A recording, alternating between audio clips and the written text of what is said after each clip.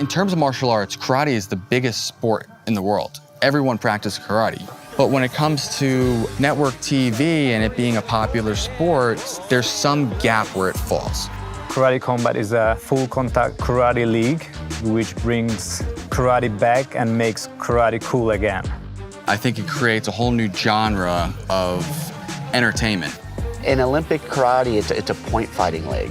What we do is continuous full contact fighting. It's 3 rounds of 3 minutes. And obviously, if you knock out your opponent, you don't lose, you win. Originally, we shot around the globe. The coolest show that we did was the 102nd floor of the World Trade Center. After that one, there was a little bit of a turning point where doing this consistently is extremely difficult. It's hard logistically. We would have to build out our staff a lot more. I think we started to change our minds and change our thinking of what the better solution is. Originally, we always thought that a virtual production would be the best fit for us. So when we created the league, we just spent a lot of time talking to our fans. We showed them everything you can imagine under the sun. We showed them combinations where, the fighters had virtual effects on them. We tried everything out there, and believe it or not, having the event in a fully virtual environment, focus group the best, the younger generation actually prefers that versus the fight that we hosted on top of the World Trade Center. So once we saw how it resonated, we said, look, this is something, we have to be able to build. And there's a lot we had to do to adopt that to a live environment.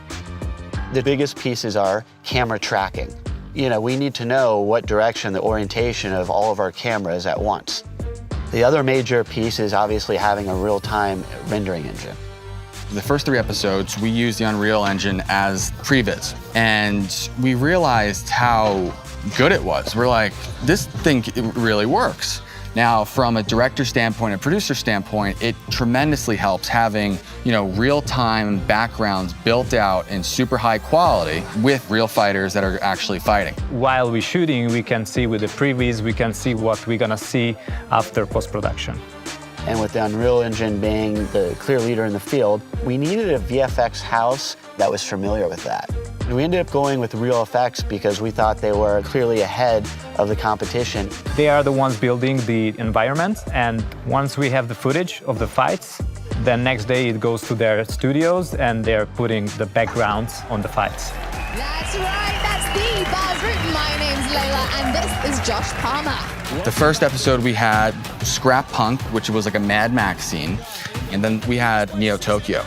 And Neo Tokyo is much more dynamic. There's a lot of moving pieces, a lot of detail necessary. So right now we're shooting Aurora Borealis, which is some type of ice world.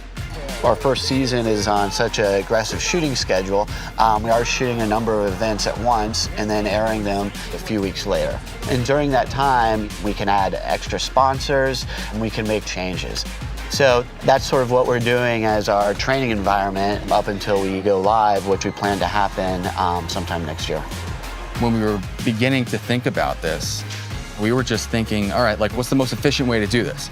And then we realized, well, wait a second, this is actually what will make us extremely different.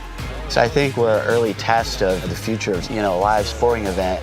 Seeing what we see here, I can't imagine the rest of the industry not making similar changes over the next 5 years.